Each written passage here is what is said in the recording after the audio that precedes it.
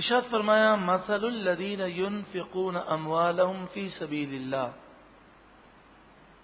لیکن پہلے موت کا ذکر اور مرنے کے بعد دوبارہ اٹھنے کا ذکر مختلف واقعات سے سمجھایا گیا. اب آخرت کی تیاری کے لیے بہترین ذریعہ اللہ کی راہ میں مال خرچ کرنا ہے. غریبوں کی مدد یہ بھی بہت اچھی بات ہے، لیکن اصل جو کمال ہے اور جو سب سے زیادہ اہم چیز ہے وہ ہے اسلام کی خدمت. اسلام کی ترویج و اشاعت میں خدمت میں مال خرچ کیا جائے. آج دشمنان اسلام اپنے باطل عقائد کو پھیلانے کے لیے کتنا مال خرچ کر رہے ہیں. تو وہ مسلمان جو عاشق رسول ہے اسے تو یہ سوچنا چاہیے کہ میں دین اسلام کو پھیلانے کے لیے اپنا کتنا مال قربان کر رہا ہوں. جہاد کے لیے بھی تیاری جب صحابہ کرام فرماتے تو مال کی بہت قربانی دیتے. یہ جو اب رکوع ہیں سب میں مالی قربانی کا ذکر ہے. غزوہ تبوک کے موقع پر یہ آیتیں نازل ہوئیں. غزوہ تبوک کا موقع یہ تھا کہ مدینہ منورہ سے 500 میل دور جانا تھا، اور ٹکر جو تھی وہ اس وقت کی سپر طاقت جو کہلاتی تھی روم کی سلطنت اس سے تھی. واقعہ یہ تھا کہ روم کا بادشاہ فوج جمع کر رہا تھا اپنی سرحد پر، اور اس کا پلان یہ تھا کہ جب فوج جمع ہو جائے گی تو بہت بڑا لشکر لے کر وہ مدینے پر اچانک حملہ کرے گا. نبی اکرم صلی اللہ علیہ وآلہ وسلم نے مسلمانوں کو یہ فوجی حکمت عملی دی کہ اگر دشمن کے بارے میں تمہیں یقین ہو کہ یہ حملہ ضرور کرے گا تو یہ کل حملہ کرے گا، تو اس سے بہتر یہ ہے کہ آج ہی تم اس پر حملہ کر دو تاکہ اسے جتنا تیاری کا موقع کم ملے وہ اچھا ہے. تو آپ صلی اللہ علیہ وآلہ وسلم نے مسلمانوں کو یہ فرمایا کہ جہاد کے لیے جانا ہے، اور یہ ایسا موقع تھا کہ رسول اللہ صلی اللہ علیہ وآلہ وسلم نے اس کی مکمل وضاحت سب کے سامنے رکھ دی. عام طور پر جہاد پر جب جانا ہوتا تو آپ اسے راز میں رکھتے کہ کس مقام پر مسلمان جا رہے ہیں، لیکن اس موقع پر آپ نے فرمایا روم کی سلطنت سے ہمارا مقابلہ ہے اور ہم روم کی طرف جائیں گے. سینکڑوں میل کا فاصلہ ہے، سخت گرمی ہے. جس کو چلنا ہے وہ ان تمام باتوں کو پیش نظر رکھ کر چلے. 30,000 مجاہدین تیار ہوئے، اور 30,000 مجاہدین اس سفر پر اس طرح نکلے کہ ایک ایک اونٹ پر 5 صحابہ کرام سوار ہوتے، یعنی باری باری، اور ایک ایک کھجور پر 5 6 صحابہ کرام اس طرح گزارا کرتے کہ منہ میں کھجور لیتے، چوس کر دوسرے کو دے دیتے. پھر اس سفر میں کھجوریں ختم ہو گئیں تو پتوں پر گزارا کیا. پھر پتے بھی نہ ملے تو ریگستان میں بھوکے اور پیاسے انہوں نے سفر کیا. صحابہ کرام علیہم رضوان جب اس سفر کے لیے روانہ ہونے لگے تو اس وقت مالی طور پر صحابہ کرام کو بہت زیادہ پریشانیاں تھیں. اس موقع پر صحابہ کرام علیہم رضوان نے دل کھول کر مال خرچ کیا. یہی وہ موقع ہے جب حضرت صدیق اکبر رضی اللہ تعالیٰ عنہ نے اپنا کل سرمایہ رسول اللہ کی بارگاہ میں پیش کر دیا.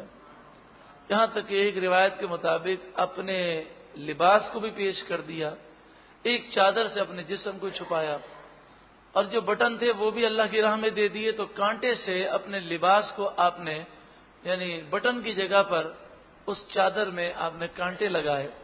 جبریل امین حاضر خدمت ہوئے تو اسی طرح چادر اوڑے ہوئے کانٹے لگا کر آئے تھے. رسول اللہ نے فرمایا جبریل یہ کیسا لباس ہے؟ تو عرض کی کہ صدیق اکبر نے سب کچھ اللہ کی راہ میں دے دیا، اور یہ لباس آپ نے پہن لیا. اللہ کو یہ لباس اور آپ کی یہ قربانی ایسی پسند آئی کہ تمام فرشتوں کو فرمایا کہ میرے صدیق جیسا لباس پہنو. حضرت عمر رضی اللہ تعالیٰ عنہ نے صدیق اکبر رضی اللہ تعالیٰ عنہ سے 20 گنا زیادہ مال خرچ کیا، یعنی 80,000 درہم اللہ کی راہ میں دیے. صدیق اکبر نے 4,000 درہم. لیکن چونکہ صدیق اکبر کا کل مال تھا اور یہ مال حضرت عمر کا آدھا مال تھا تو فضیلت جو ہے صدیق اکبر کو زیادہ ملی. حضرت عبد الرحمن بن عوف نے 4000 درہم پیش کیے اور عرض کیا رسول اللہ صلی اللہ علیہ وسلم 8000 درہم میرے پاس ہیں، 4000 پیش کر دیے، 4000 میں نے اپنے لیے رکھے ہیں۔ تو آپ نے فرمایا جو تم نے دیا اللہ اس میں بھی برکت دے، اور جو تم نے اپنے پاس رکھا اللہ اس میں بھی برکت دے۔ تو آپ کے مال میں اللہ نے اتنی برکت عطا فرمائی، اتنی برکت عطا فرمائی کہ جب آپ کا وصال ہوا تو یعنی 4000 درہم آپ کے پاس تھے، اور جب وصال ہوا تو لاکھوں درہم آپ کے پاس موجود تھے۔ اللہ تعالیٰ نے آپ کے مال میں اتنی برکت عطا فرمائی کہ پھر کبھی کمی نہ ہوئی۔ ایک صحابی انصاری تھے، حضرت ابو عقیل انصاری، ان کے پاس کچھ بھی مال نہ تھا تو ساری رات وہ مزدوری کرتے رہے اور پانی کھینچتے رہے، اور اس سے انہیں 8 کلو کھجوریں ملی۔ 4 کلو کھجوریں انہوں نے اپنے لیے رکھی اور 4 کلو کھجور لے کر آئے۔ منافقین مذاق اڑانے لگے کہ یہاں بہت مال کی ضرورت ہے، یہ 4 کلو کھجوریں لے کر آ رہے ہیں، لیکن رسول اللہ نے ان کے اس صدقے کو، اس خیرات کو ایسا قبول فرمایا، فرمایا یہ بڑی برکت والی کھجوریں ہیں، جتنا ڈھیر مال کا لگا ہوا ہے ہر ڈھیری پر کچھ کچھ کھجوریں ڈال دو تاکہ ہر ڈھیر میں برکت ہو جائے۔ اس موقع پر حضرت عثمان غنی رضی اللہ تعالی عنہ نے 1000 دینار، 1000 سونے کی اشرفیاں، جن کی مالیت تقریباً 4.25 کلو سونا بنتی ہے، وہ آپ نے حضور کی بارگاہ میں پیش کی، اور نبی اکرم صلی اللہ علیہ وآلہ وسلم اپنی جھولی مبارک میں ان دیناروں کو، سونے کی اشرفیوں کو آپ الٹ پلٹ کر کر خوشی کے ساتھ دیکھ رہے تھے اور فرما رہے تھے ما ضر عثمان ما عمل بعد اليوم، آج عثمان نے ایسی نیکی کی ہے کہ اب آج کے بعد کوئی بھی عمل عثمان کو نقصان نہیں پہنچا سکتا۔ اللہم لا تنس هذا اليوم عثمان، اللہم لا تنس هذا اليوم لعثمان، اے اللہ آج عثمان نے جو نیکی کی ہے تو اس نیکی کا صلہ ضرور دینا۔ آپ نے بار بار جنت کی بشارت دی۔ حضرت عثمان غنی نے اس کے علاوہ 100 گھوڑے پیش کیے تو آپ نے جنت کی بشارت دی، پھر کھڑے ہو کر 100 گھوڑے مزید پیش کیے، پھر جنت کی بشارت، پھر 100 گھوڑے، اس طرح 300 گھوڑے آپ نے پیش کیے، اور آپ نے کئی 900 اونٹ پیش کیے بما ساز و سامان۔ اس کے علاوہ 30,000 مجاہدین میں سے 10,000 مجاہدین کا خرچہ حضرت عثمان غنی نے اپنے ذمہ لیا۔ تو اس موقع پر یہ آیتیں نازل ہوئیں کہ جو اللہ کی راہ میں مال خرچ کرتے ہیں اللہ انہیں دنیا میں بھی بہت عطا فرمائے گا اور آخرت میں بھی بہت عطا فرمائے گا۔ مثل الذین، مثال ان لوگوں کی، ينفقون جو خرچ کرتے ہیں، اموالہم اپنے مال کو، فی سبیل اللہ اللہ کے راستے میں، کمثل حبۃ، جیسے مثال ایک دانے کی، حبہ دانہ، جیسے گندم کا دانہ ہو، جو کا دانہ ہو، باجرے کا دانہ ہو، اسے زمین میں بو دیا جائے، انبتت، اس دانے نے اگائے، 7 سنابل، 7 بالیاں۔ اگانے والا تو اللہ ہے، یہاں نسبت دانے کی طرف مجازی ہے، کیونکہ فاعل حقیقی سب کچھ کرنے والا صرف اور صرف اللہ ہے، اور یہ جو نسبت ہے یہ مجازی ہے، یعنی یہ ذریعہ ہے، وسیلہ ہے۔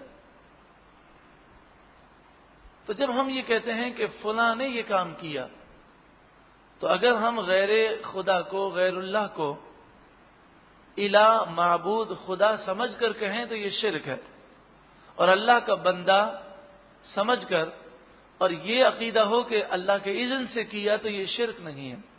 جیسے ہم کہتے ہیں یہ دوا نفع دینے والی ہے، یہ چیز نقصان دہ ہے، یہ دوا درد کو دور کرنے والی ہے، ماں باپ نے ہمیں پالا، عالم ربانی نے ہمیں گمراہی سے بچایا، بزرگوں نے ہماری حاجت پوری کی، تو یہ ساری نسبتیں مجازی ہیں۔ کمثل حبۃ، جیسے ایک دانے کی مثال، انبتت، اس دانے نے اگائی، 7 سنابل، 7 بالیاں، فی کل سنبلتن، ہر بالی میں 100 حبہ، 100 دانے. گندم کا پودا جب لگتا ہے تو پودے کا وہ حصہ جس پر گندم کے دانے لگے ہوتے ہیں اس حصے کو بالی کہتے ہیں. تو 7 بالیاں، ہر بالی میں 100 دانے، تو یہ ہوئے 700 دانے. یعنی مراد یہ ہے کہ تم اللہ کی راہ میں جب خرچ کرو گے تو جس طرح ایک دانہ انسان زمین میں ڈالتا ہے تو وہ زمین میں چھپ جاتا ہے، جیسے لوگ کہتے ہیں کہ مٹی میں مل گیا، لیکن وہ دانہ زمین میں جاتا ہے اور اس کے بدلے میں اللہ تعالیٰ تمہیں 700 دانے عطا فرمائے. تو اسی طرح تم نے جو مال خرچ کیا وہ مال بظاہر تو چھپ گیا، غائب ہو گیا، بظاہر تمہارے ہاتھ سے چلا گیا، لیکن اللہ تعالیٰ تمہیں اس کے بدلے میں 700 گنا زیادہ نعمتیں عطا فرمائے گا. واللہ یضاعف لمن یشاء، اسی میں فکس نہیں ہے، اور اللہ یضاعف بڑھاتا ہے لمن یشاء، جس کے لیے وہ چاہتا ہے، جیسے چاہے وہ 700 سے زیادہ نفع عطا فرمائے. واللہ واسع علیم، اور اللہ وسعت والا، علم والا ہے. حضرت عثمان غنی رضی اللہ تعالیٰ عنہ ایک موقع پر مدینہ منورہ میں آپ کا مال آیا. مدینہ منورہ میں اس وقت قحط سالی تھی، حضرت عمر کا دور تھا. سارے تاجر حضرت عثمان غنی کے آپ کے در دولت پر آ گئے اور کہنے لگے کہ یہ غلہ ہمیں بھیج دیں، ہم آپ کو بہت اچھا نفع دیں گے. تو آپ نے فرمایا کہ تم مجھے کتنا نفع دو گے؟ تو کسی نے کہا کہ میں تمہیں نفع، ہم آپ کو نفع 1.5% دیں گے. کسی نے کہا کہ 1% دیں گے، یعنی 1 گنا دیں گے یا 1.5 گنا، یعنی 100% یا 150%. 1 گنا کا مطلب یہ ہوتا ہے کہ جو آپ کی جو مال ہے، آپ نے 1 کروڑ روپیہ اس پہ لگایا ہے تو ہم آپ کو 1 کروڑ روپے مزید نفع دیں گے، یا ہم آپ کو 1.5 کروڑ دیں گے. اگر آپ بزنس مین ہیں تو آپ اس بات کو جانتے ہیں کہ کسی چیز پر اگر ڈبل نفع مل جائے یا جو اس کی قیمت ہو اتنا ہی نفع مل جائے تو یہ بہت بڑی کامیابی ہوتی ہے. کہ چیز اگر 100 روپے کی ہے اور نفع بھی 100 روپے مل جائے، یا 100 روپے کی چیز پر 150 روپے نفع مل جائے تو بہت بڑا نفع ہے. حضرت عثمان غنی نے بیچنے سے انکار کر دیا اور آپ نے فرمایا نفع کم ہے.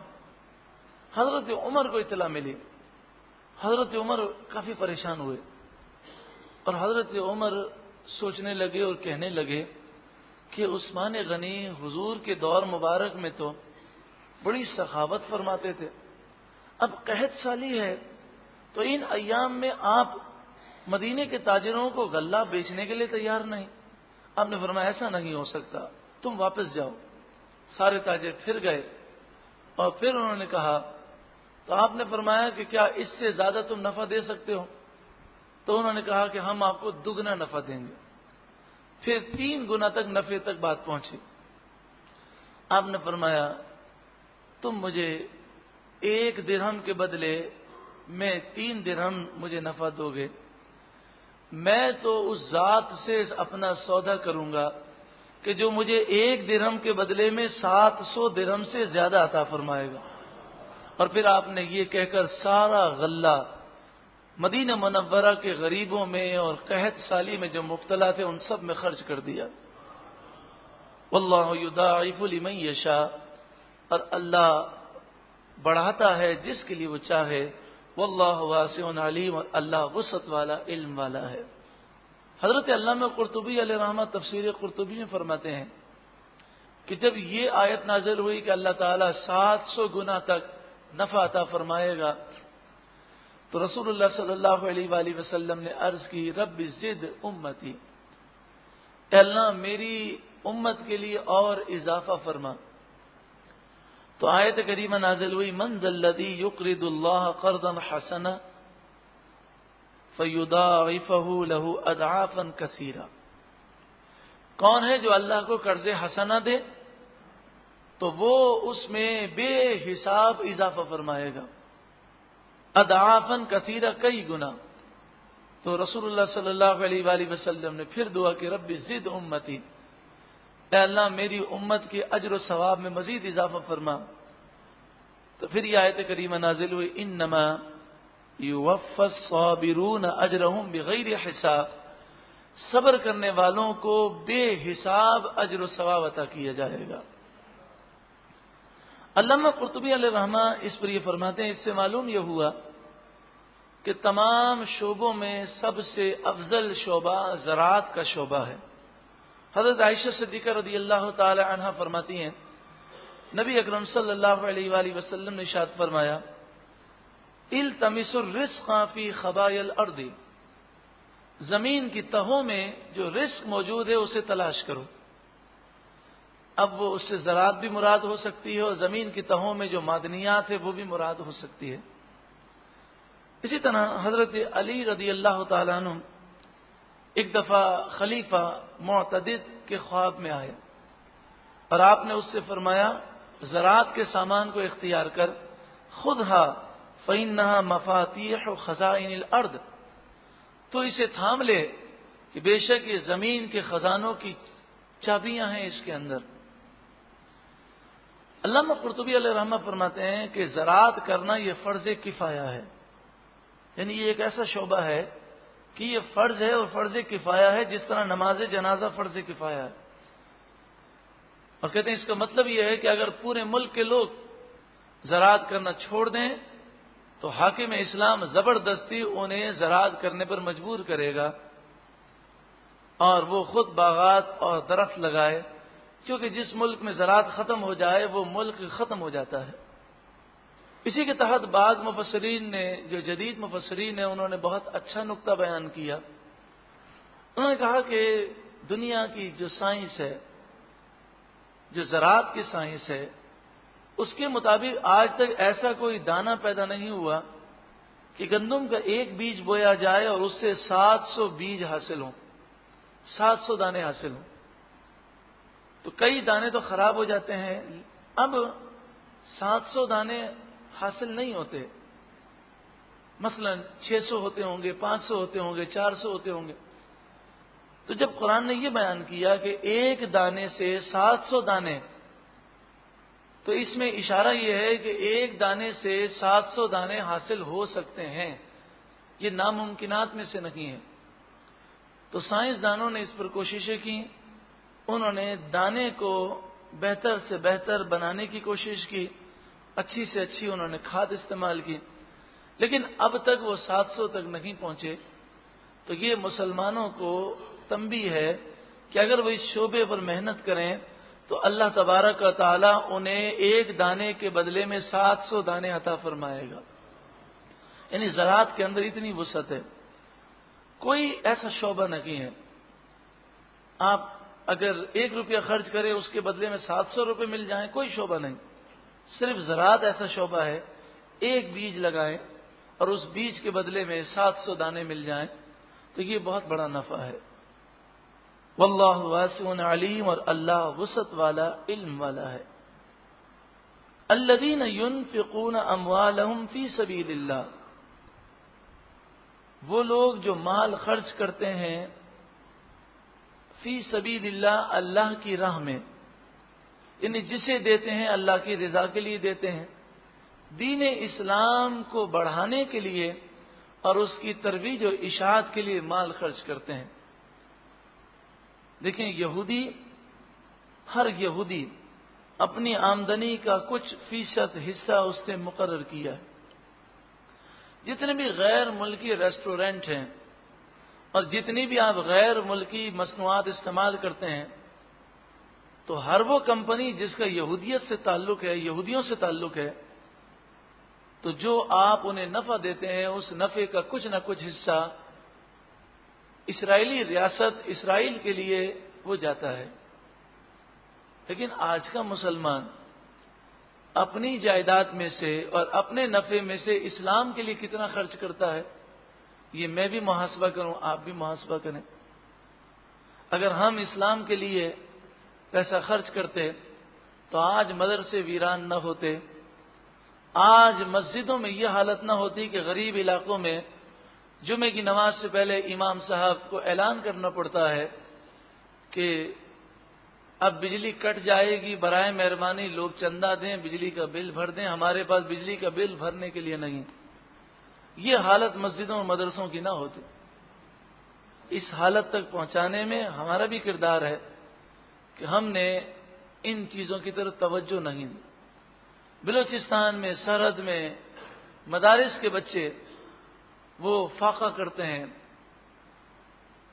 اور بسا اوقات انہیں کھانا مانگنے کے لیے لوگوں کے گھروں پر جانا پڑتا ہے۔ وہ بچے جو قرآن یاد کر رہے ہیں، وہ بچے عالم دین بن رہے ہیں۔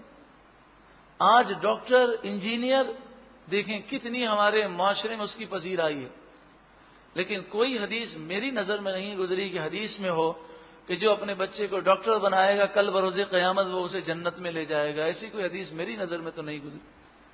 لیکن شہید کے بارے میں اور حافظ قرآن کے بارے میں کہ جو حافظ بعمل جس کا بچہ ہوگا وہ بچہ 10 افراد کو جنت میں لے جائے گا، اور جو عالم بعمل ہوگا وہ جسے چاہے گا اپنے ساتھ جنت میں لے جائے گا۔ تو اتنی فضیلتیں ہیں، لیکن آپ دیکھیں ہماری بے توجہی کیسی ہے۔ مدارس کے اندر بچے کون سے پڑھتے ہیں؟ وہ کہ جو نابینا ہیں، ہاتھ پاؤں سے معذور ہیں، ماں باپ تنگ ہیں، اب وہ اسکول نہیں پڑھ سکتا، ذہن کام نہیں کرتا تو اٹھا کر مدرسوں میں داخل کر دیتے۔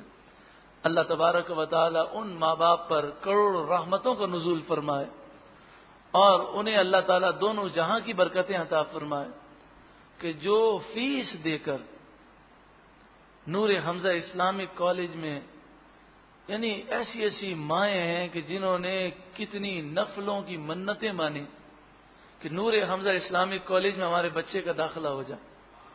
15 دن وہ بچے وہیں پر رہیں گے اور جو وہ علم دین پڑھیں گے وہیں پر اس پر عمل کرنے کی کوشش کریں گے۔ وہ بچے بھی مبارکباد کے مستحق ہیں اور وہ ماں باپ بھی مبارکباد کے مستحق ہیں کہ جو اپنے جیب سے خرچہ کر کے فیس دے کر قرآن و حدیث کا علم سیکھنے کے لیے اپنے گھر کے آرام کو چھوڑ کر وہ وہاں پر ہیں۔ اللہ انہیں عالم بعمل بنائے، قرآن کا نور عطا فرمائے اور ہمیں بھی اور ہمارے بچوں کو بھی یہ جذبہ عطا فرمائے۔ الذین ينفقون اموالهم فی سبیل اللہ، وہ جو خرچ کرتے ہیں اپنے مال کو اللہ کی راہ میں، ثم پھر لا یتبعون، بڑا اہم نقطہ ہے۔ نیکی کر لینا مشکل کام ہے، لیکن اس سے مشکل ہے نیکی کو بچانا، نیکی ضائع نہ ہو۔ انسان ایک جملہ احسان کا بول دے، احسان جتا دے، احسان جتلا دے، یا کوئی کسی پر اس نے کسی کی مدد کی، کسی پر خرچہ کیا اور ایک طنز یا تانے کا جملہ کہہ دے، ساری نیکی برباد ہو گئی۔ کتنا بڑا نقصان ہے۔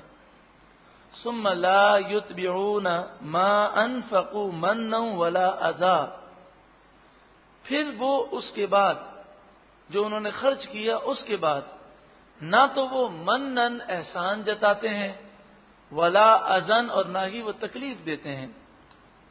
لہم اجرہم عند ربہم، ان کا اجر ان کے رب کے پاس ہے۔ ولا خوف علیہم ولا هم یحزنون، نہ ان پر کوئی خوف ہوگا اور نہ وہ غمگین ہوں گے۔ مسلم شریف میں ہے رسول اللہ صلی اللہ علیہ وآلہ وسلم نے فرمایا 3 ایسے آدمی ہیں کہ جن سے اللہ تعالیٰ کلام نہیں فرمائے گا کل بروز قیامت، ان پر نظر رحمت نہیں فرمائے گا اور انہیں پاک نہیں فرمائے گا۔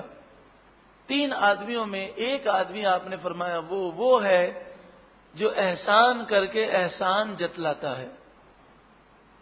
انسان احسان کر کے احسان جتلائے اور لوگوں کو تکلیف دے، اس سے تو بہتر یہ ہے کہ وہ اچھی بات کہہ دے کہ حدیث پاک میں فرمایا الکلمۃ الطیبہ صدقہ۔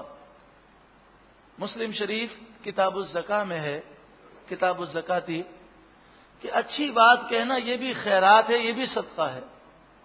اور فرمایا لا تحقرن من المعروف شیئا ولو ان تلقى اخاك بوجه طلق، مسلم شریف کتاب البر میں ہے کہ کسی نیکی کو حقیر نہ سمجھو، اگرچہ تم کسی مسلمان بھائی کو دیکھ کر مسکرا دو اور خندہ پیشانی سے اس سے ملاقات کرو تو یہ بھی صدقہ ہے اور اس پر بھی اللہ ثواب عطا فرماتا ہے۔ قول معروف، اچھی بات کہنا، وہ مغفرتن اور درگزر کرنا، معاف کر دینا، خیر من صدقتن، بہت بہتر ہے اس خیرات سے، اس صدقے سے، یتبعوہا اذن، کہ جس کے بعد انسان تکلیف دے، جس کے بعد تانے دے، طنز کرے، جس کے بعد احسان جتلائے۔ یہاں پر یہ عرض کر دوں کہ اردو میں جو ہم لفظ صدقہ کہتے ہیں وہ مفہوم ہم دوسرے معنی میں استعمال کرتے ہیں۔ عربی میں، قرآن میں، حدیث میں صدقے کا معنی ہے اللہ کی راہ میں جو بھی مال خرچ کیا جائے، چاہے وہ نفلی صدقہ ہو، چاہے واجبہ صدقہ ہو، چاہے ماں باپ پر خرچہ کیا جائے، چاہے اولاد پر خرچہ ہو، اللہ کی رضا کے لیے جو مال خرچہ کیا جائے وہ صدقہ ہے، جیسا کہ اس کی وضاحت پہلے ہو چکی۔ قول معروف، اچھی بات کہنا، اس سے کیا مراد ہے؟ اس سے مراد یہ ہے کہ کسی سے شفقت سے بات کرنا، نرمی سے بولنا، خاص طور پر سائل سے، مانگنے والے کو نرمی سے جواب دینا چاہیے، چاہے وہ کتنا بھی تنگ کرے، ہمیں غصہ نہیں آنا چاہیے اور ہمارے لہجے میں نرمی ہونی چاہیے۔ اور مغفرتن کے معنی یہ ہے کہ جب ہم کسی سائل کو نہیں دیتے تو وہ بسا اوقات الٹا سیدھا بولنے لگتا ہے، اللہ نے اتنا دیا ہے، دیتے نہیں ہو، برا وقت کوئی دیکھ کر نہیں آتا، تو فرمایا درگزر کرے، پھر بھی کوئی الٹا سیدھا جواب نہ دے۔ تو سائل کو انسان اگر نہیں دیتا تو کم از کم نرمی سے جواب دے اور اس کی باتوں سے درگزر کرے۔ کون سے سائل کو دینا چاہیے؟ تو شرعی مسئلہ یہ ہے کہ جو پیشہ ور بھیک مانگنے والے ہیں، جن کا پیشہ ہے، جن کا بزنس ہے، ان کو نہیں دینا چاہیے، کیونکہ یہ پیشہ حرام ہے، ان کو دے کر ان کی حرام میں ان کے ساتھ تعاون کرنا ہے۔ ہاں، ان لوگوں کو دینا چاہیے کہ جو سوال کرنے کے عادی نہیں ہیں، کبھی ضرورت پڑ گئی انہوں نے سوال کر دیا، واقعی وہ ضرورت مند ہیں یا وہ سفید پوش ہیں۔ واللہ غنی حلیم، اور اللہ غنی ہے، حلیم ہے، یعنی اللہ تعالی کو تمہارے صدقات کی کوئی حاجت نہیں، اور وہ حلیم ہے، تمہارے گناہوں کے باوجود وہ تم پر نعمتوں کو نزول فرماتا ہے، تو تم کیوں برداشت نہیں کرتے اور تم میں فوراً غصہ کیوں آ جاتا ہے؟ اگر وہ رب تمہاری کوتاہیوں پر پکڑ کرے تو تم زمین پر چل بھی نہ سکو۔ وہ حلیم ہے، جب وہ اتنا حلم فرماتا ہے تو تم چھوٹی چھوٹی باتوں پر ناراض کیوں ہوتے ہو اور تم طنز و تانے کیوں دیتے ہو؟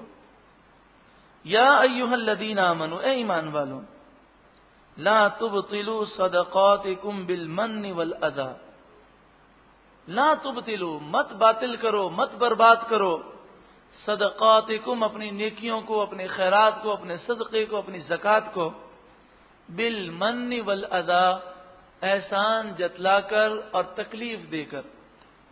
ایسا کئی مرتبہ ہوتا ہے کہ بچہ اپنے ماں باپ کے ساتھ بہت اچھا سلوک کرتا ہے، لیکن کبھی وہ ایسا جملہ کہہ دیتا ہے کہ کئی سالوں کی محنت پر وہ پانی پھیر دیتا ہے، دلوں کو وہ چکنا چور کر دیتا ہے۔ یہ زبان کے زخم بڑے خطرناک ہوتے ہیں۔ حضرت علی فرماتے ہیں رضی اللہ تعالیٰ عنہ، تلوار کے زخم بھر جاتے ہیں لیکن زبان کے زخم ایسے ہوتے ہیں کبھی بھرتے نہیں۔ اللہ تعالی ہمیں اپنے دل کو صاف رکھنے کی توفیق عطا فرمائے اور ہمیں اپنی زبان کی احتیاط کرنے کی توفیق عطا فرمائے۔ لیکن اللہ کے جو نیک بندے ہوتے ہیں وہ اپنے دلوں کی کدورتوں کو صاف کر لیتے ہیں۔ یہ بہت بری بات ہوتی ہے کہ انسان کسی بات کو اپنے دل میں لے کر بیٹھا رہے اور ساری زندگی اس کے دل سے یہ باتیں نہ نکلیں۔ رسول اللہ نے فرمایا جنتی اکثر بھولے ہوں گے، یعنی بھولے سے مراد یہ ہے کہ کوئی بات کی ناراضگی ہو گئی، پھر اس کے بعد بات گئی، وہ کہتے ہیں نا رات گئی بات گئی، بات گئی رات گئی، تو جب رات چلی گئی تو بات بھی چلی گئی، اور انسان کے دل بالکل پتہ ہی نہیں ہے. جیسے بچے ہوتے ہیں، بچے کیسے بولے ہوتے ہیں، آج لڑائی ہوئی کل دوبارہ یہ جو ملے ہوئے ہیں، اور بالکل ان کے دل کے اندر کوئی کدورت باقی نہیں ہوتی. تو ایسا شخص جنتی شخص ہے. اللہ ہمارے دلوں کو اتنا صاف کر دے. اے ایمان والوں، اپنے صدقات کو، اپنی خیرات کو احسان جتا کر اور تکلیف دے کر باطل نہ کرو. کالذی، اس شخص کی طرح، ينفق مالہ، جو اپنے مال کو خرچ کرتا ہے، رئاء الناس، لوگوں کو دکھانے کے لیے، تو ساری نیکی برباد جاتی ہے. ولا یؤمن باللہ والیوم الآخر، اور وہ اللہ پر اور آخرت کے دن پر ایمان نہیں رکھتا. فمثلہ، تو اس کی مثال ہے، کمثل صفوان، جیسے صفوان کی مثال، ایسی چٹان کی مثال کہ جو بالکل صاف اور ستھری چکنی چٹان ہو، علیہ تراب، اس پر مٹی ہو، اب مٹی کا ڈھیر لگ گیا، کسی نے وہاں پر بیج بو دیا تو اس مٹی میں پودا پیدا ہو گیا، فصل تیار ہو گئی، پودے لگ گئے. لیکن بتائیے کیا ان پودوں کو قرار ہے؟ نہیں. زوردار بارش آئے گی، وہ مٹی پھسل کر گر جائے گی تو وہ پودے بھی ختم ہو جائیں گے. فَأَصَابَهُ وابل، تو وابل اسے پہنچی. وابل مانے تیز بارش، زور کا پانی اس پر پڑا. فَتَرَكَهُ صَلْدًا، تو اس نے اسے چھوڑ دیا. صلدا، خالص پتھر، چکنا اور صاف پتھر بنا کر چھوڑ دیا. بارش ہوئی، ساری مٹی گئی، تو جو پودے لگے ہوئے تھے وہ بھی چلے گئے. تو اسی طرح جو ریاکاری کرتا ہے، جو اللہ پر ایمان نہیں رکھتا، اور جو نیکی کر کے احسان جتاتا ہے، یا نیکی کرنے کے بعد وہ احسان کر کے پھر تانے دیتا ہے، طنز دیتا ہے، وہ طنز کرتا ہے، تکلیفیں دیتا ہے، تو فرمایا کہ اس کی نیکیاں اسی طرح برباد ہو گئیں.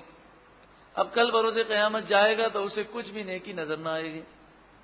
لا یقدرون علی شیء مما کسبوا، وہ قادر نہیں ہوں گے کسی چیز پر اس سے جو انہوں نے کمائی، یعنی کچھ بھی ان کے انہیں حاصل نہ ہوگا. واللہ لا یہدی القوم الکافرین، اور اللہ کافر قوم کو ہدایت نہیں دیتا. وَمَثَلُ الَّذِينَ يُنْفِقُونَ أَمْوَالَهُمُ ابْتِغَاءَ مَرْضَاتِ اللَّهِ، ابتغاء مانا چاہنا، مرضات اللہ، اللہ کی رضا. اور مثال ان لوگوں کی جو اپنے مال خرچ کرتے ہیں اللہ کی رضا چاہنے کے لیے. وَتَثْبِيتًا مِّنْ أَنفُسِهِمْ، اور اپنے دل کو جمانے کے لیے. تثبیتا، جمانا، یعنی اللہ کی رضا حاصل ہو، اور جب انویسٹمنٹ کریں گے آخرت کے لیے تو آخرت میں جانے کا شوق پیدا ہوگا. جہاں ہمارا مال ہوتا ہے وہیں جانے کا شوق ہوتا ہے. اور تیسری بات یہ کہ دل بخیل ہے. زبردستی مال خرچ کریں گے تو پہلے تو دل کو اچھا نہیں لگے گا، لیکن مال خرچ کرتے رہیں گے تو آخر کار دل جم جائے گا اور پھر مال خرچ کرنے کے ہم عادی ہو جائیں گے. تو ایسے لوگوں کی مثال ہے کمثل جنہ، جیسے ایک باغ ہو، بربوہ، اونچی زمین پر. ربوہ سے مراد ایسی زمین ہے جیسے کوہ مری ہے، گلگت ہے، اونچے علاقے کہ جو سرد علاقے ہوتے ہیں جہاں پر ہر وقت فضا میں نمی رہتی ہے. اصابہ وابل، تیز بارش وہاں پر پہنچے تو اس سے یہ فائدہ ہوگا کہ فصل اور پھل زیادہ پیدا ہوں گے. فآتت اکلہا ضعفین، تو وہ باغ اپنے پھل دگنے لاتا ہے. فإن لم یصبها وابل، پھر اگر انہیں تیز بارش اس باغ کو نہ پہنچے، فطل کے معنی شبنم، اوس، تو وہ جو فضا میں نمی ہے وہی کافی ہے. وہی نمی جو ہے وہ پھل پیدا کرنے کے لیے کافی ہے۔ مطلب یہ کہ جو اللہ کی رضا کے لیے مال خرچ کرے وہ تھوڑا خرچ کرے یا زیادہ خرچ کرے، اللہ تبارک و تعالی اسے بے حساب اجر و ثواب عطا فرمائے گا۔ واللہ بما تعملون بصیر، اور اللہ تمہارے تمام کاموں کو دیکھنے والا ہے۔ ایود احدکم، کیا تم میں سے کوئی یہ پسند کرتا ہے ان تکون لہ جنۃ من نخیل واعناب، کہ اس کا کوئی باغ ہو کھجور اور انگور کا۔ کھجور اور انگور کا ذکر اس لیے ہے کہ کھجور کو بھی محفوظ کرنا آسان ہے اور انگور کو بھی کشمش اور منقع بنانا آسان ہے۔ تجری من تحتها الانہار، اس کے نیچے سے نہریں رواں دواں ہوں۔ لہو فیہا من کل الثمرات، اس کے لیے اس باغ میں اور بھی قسم قسم کے پھل ہوں۔ ساری زندگی محنت کر کے اس نے یہ باغ لگایا۔ فی زمانہ اس کی مثال آسانی کے لیے یہ بھی لے سکتے ہیں کہ ساری زندگی محنت کر کے اس نے عظیم الشان بڑی ایک فیکٹری بنائی۔ وَأَصَابَهُ الْكِبَرُ، اور اسے بڑھاپا پہنچ گیا، کبر بڑھاپا۔ اب وہ کوئی محنت کر کے نیا کوئی سسٹم بنانے کی طاقت نہیں رکھتا، جوانی میں اس نے محنت کر لی۔ وَلَهُ ذُرِّيَّةٌ ضُعَفَاءُ، اور اس کی اولاد کمزور ہو، ضعفاء کمزور، یعنی بچے ناتواں ہیں، ان میں وہ طاقت نہیں ہے کہ وہ کوئی بہت بڑا بزنس خود کر سکیں، تو اس کی یہ امیدیں ہیں کہ اب میں بڑھاپے میں اطمینان سے زندگی گزاروں گا، میں بھی کھاؤں گا، میرے بچے بھی اس باغ سے کھائیں گے۔ فَأَصَابَهَا إِعْصَارٌ، تو اسے ایک بگولا پہنچا باغ پر، فی نارن، اس میں آگ ہے۔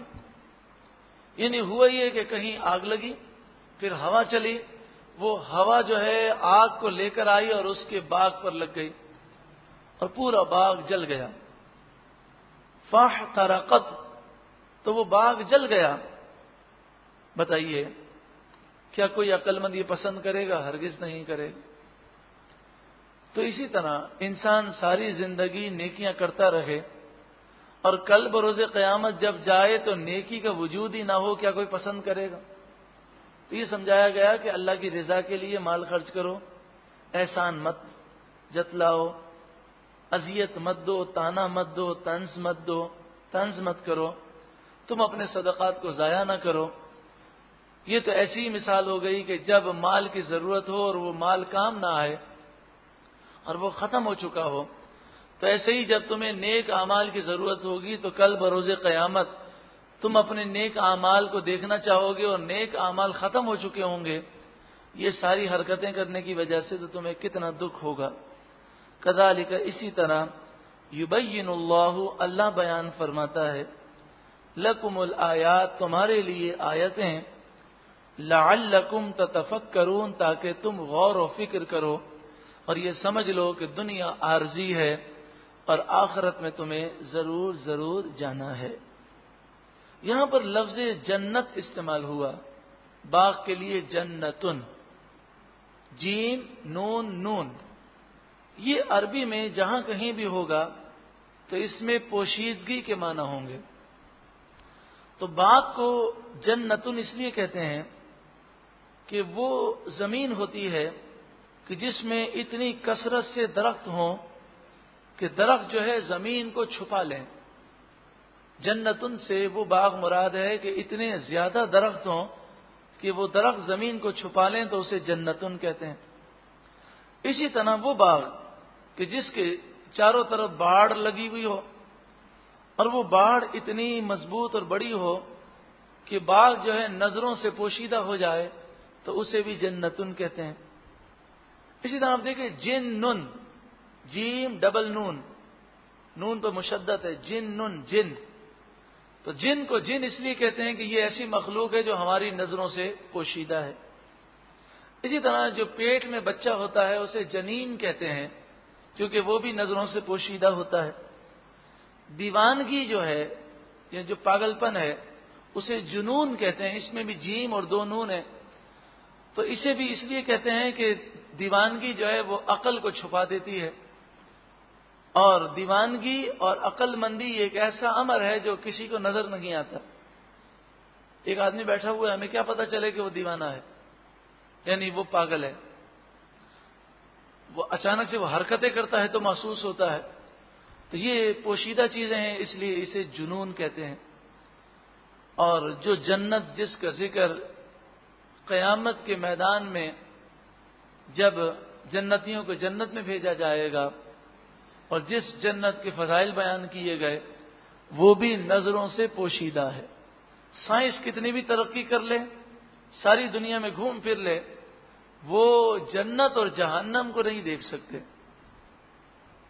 تو جنت جو ہے وہ پوشیدہ ہے، وہ کسی کو نظر نہیں آ سکتی، ہاں جسے اللہ تعالیٰ چاہے وہ دکھا دے۔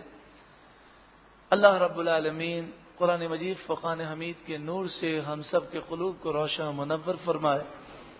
اور آپ نے لفظ جیم اور جو ڈبل نون ہے اس کی جو حیثیت ہے اس کے متعلق جب سنا ہوگا تو یقیناً آپ کو احساس ہوا ہوگا کہ عربی زبان میں کتنی گہرائی ہے، کہ عربی کے اندر یہ الفاظ عام لوگ بولتے ہیں لیکن اس میں بھی کتنی گہرائی ہے۔ اللہ تعالیٰ یہ زبان ہمیں سیکھنے کی توفیق عطا فرمائے۔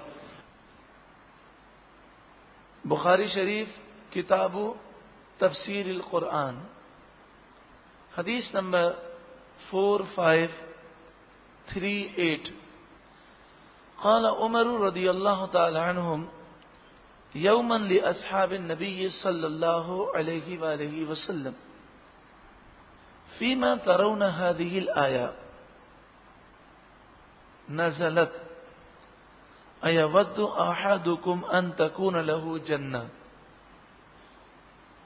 آپ نے صحابہ کرام سے ایک دن فرمایا جبکہ آپ امیر المومنین تھے، حضور کے وصال کے بعد آپ خلیفۃ المسلمین ہیں۔